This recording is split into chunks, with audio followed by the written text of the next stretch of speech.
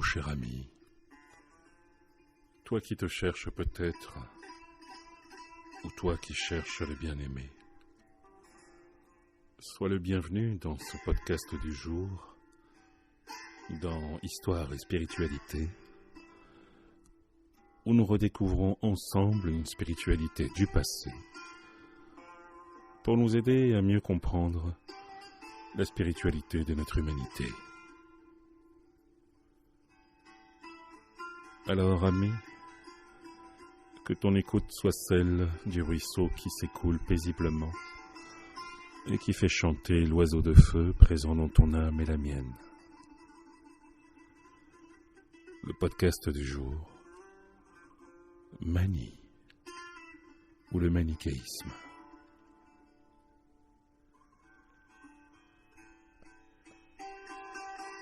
Mani est comme Zarathustra, un prophète habité. La volonté de Mani est de créer une religion nouvelle avec ses écritures et sa tradition. Il faut savoir néanmoins que tous les écrits ont été détruits, car la pensée de Mani a été considérée par le christianisme comme étant à un moment donné une hérésie. Et les seuls témoignages qui ont pu être rassemblés sont avant tout ceux de ses disciples, donc les disciples du manichéisme, et de ce que l'on appelle les gnostiques, que nous aurons le plaisir de mieux connaître dans un autre podcast.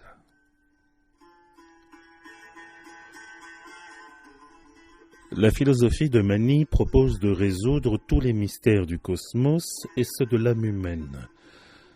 Il est l'Esprit Saint envoyé sur terre par Jésus, le Fils de Dieu, pour parachever son œuvre.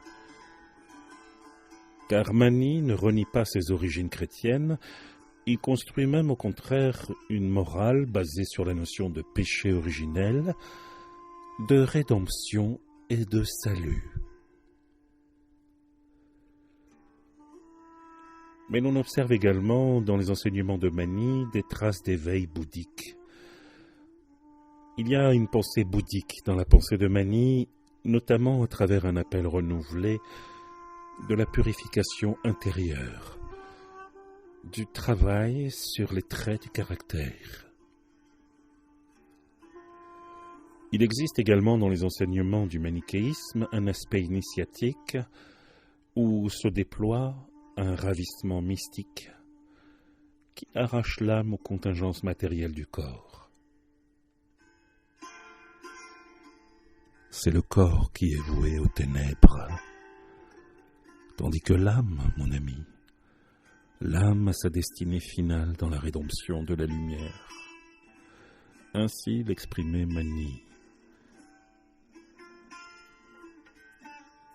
Dans l'histoire des spiritualités, on dit que Mani est l'instigateur du courant gnostique.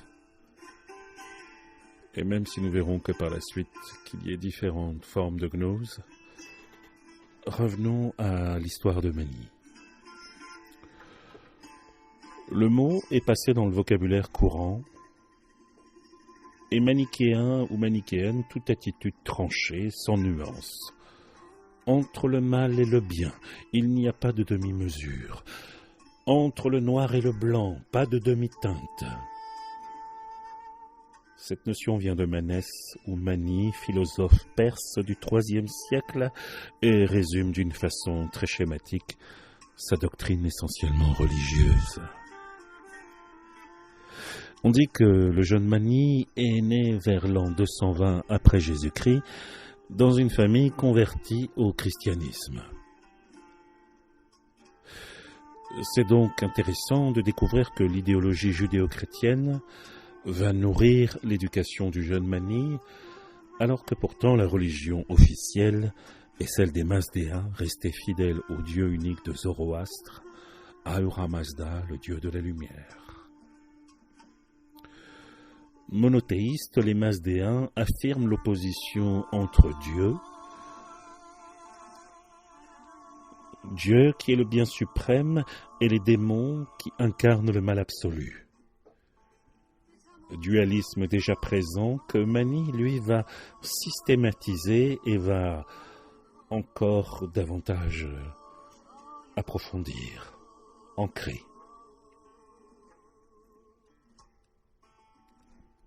En effet, c'est à l'âge de 12 ans que le jeune Mani reçoit une mission du ciel, comme les prophètes seuls les reçoivent. On dit que ce n'est pas Dieu qui lui parle directement, mais plutôt un ange qui descend dans l'oreille de Mani et qui lui confie le soin de répandre une religion nouvelle, sans doute à base chrétienne et masdéenne, mais une religion plus stricte, plus épurée, mais également plus radicale. À partir de là, c'est ce que le jeune Mani va faire.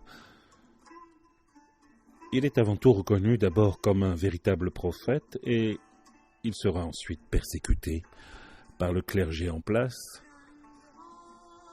mais il aura passé sa vie à prêcher, à enseigner. Comment se termina la vie de Mani?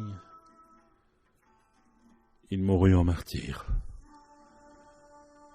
Non de la foi, mais de cette secte dont il est le fondateur vers 275.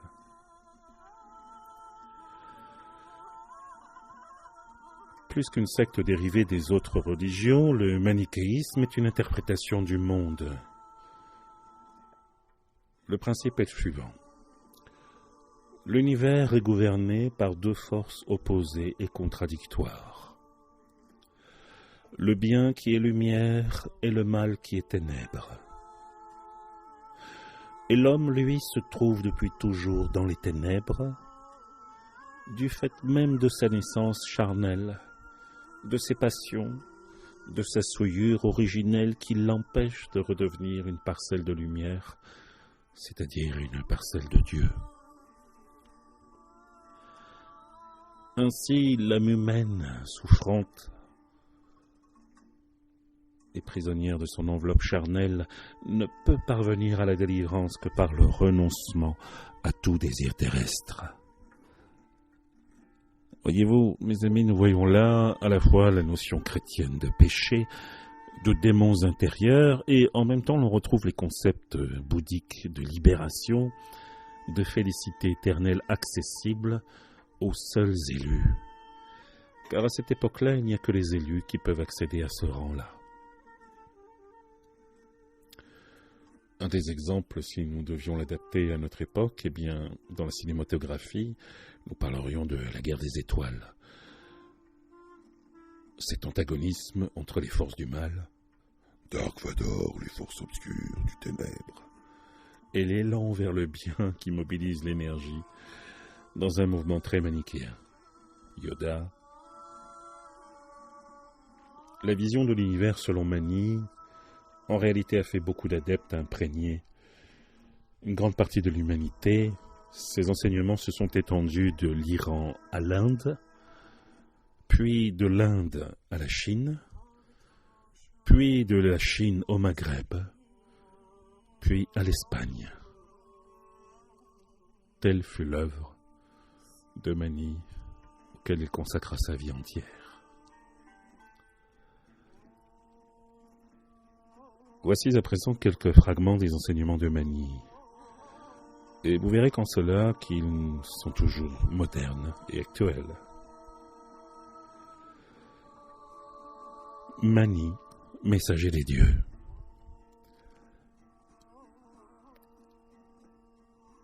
Mani exprime. La sagesse et les bonnes œuvres ont toujours été parfaitement transmises d'une époque à l'autre par les messagers de Dieu. Ainsi, elles vinrent en leur temps par le prophète nommé Bouddha dans les pays de l'Inde, en un autre par Zarathustra dans la contrée de la Perse, en un autre par Aïssa, que l'on nomme Jésus dans l'Occident. Après quoi, la révélation est arrivée et cette prophétie s'est manifestée, en ce dernier âge, par moi, Mani, messager du Dieu de vérité en Babylonie. Cet Esprit Saint vivant vint en moi et me parla. Il me révéla le mystère secret qui était caché au monde et aux générations, le mystère de la profondeur et de la hauteur. Et cet Esprit Saint me révéla le mystère de la lumière et des ténèbres, le mystère de la lutte et de la guerre que les ténèbres ont allumé, et il me révéla comment la lumière s'est mélangée aux ténèbres et comment le monde a été construit. Il y avait Dieu et la matière, la lumière et l'obscurité, le bien et le mal, en tous les plus contraires possibles, au point de ne communiquer en rien. Celui qui veut entrer en religion doit savoir avant toute chose que les deux principes de la lumière et de l'obscurité ont des natures absolument distinctes. Ensuite, il faut comprendre les trois moments dans l'enseignement. Le moment antérieur, le moment médian et le moment postérieur. Dans le moment antérieur, il n'y a pas encore les cieux et la terre et l'éther. Il existe seulement, à part l'une de l'autre, la lumière et l'obscurité. La nature de la lumière est la sagesse. La nature de l'obscurité est la sottise. Dans tous leurs mouvements et dans tout leur repos, il n'est aucun cas où ces principes ne s'opposent. Dans le deuxième temps ou le moment médian, l'obscurité a envahi la lumière. Elle se donne libre carrière pour la chasser. La clarté vient et entre dans l'obscurité et s'emploie tout entière à la repousser. Enfin, dans le troisième temps, que l'on nomme le moment postérieur, l'instruction et la conversion sont achevées. Le vrai et le faux sont retournés chacun à sa racine. La lumière de son côté est retournée à la grande lumière, l'obscurité de son côté est retournée à l'obscurité amassée. Les deux principes, ainsi étant reconstitués.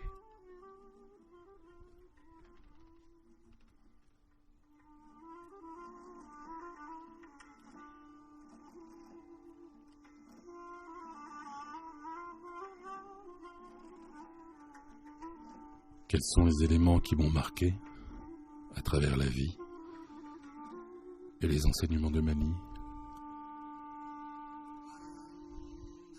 Y a-t-il des éléments que je peux retirer pour ma compréhension personnelle ou ma pratique?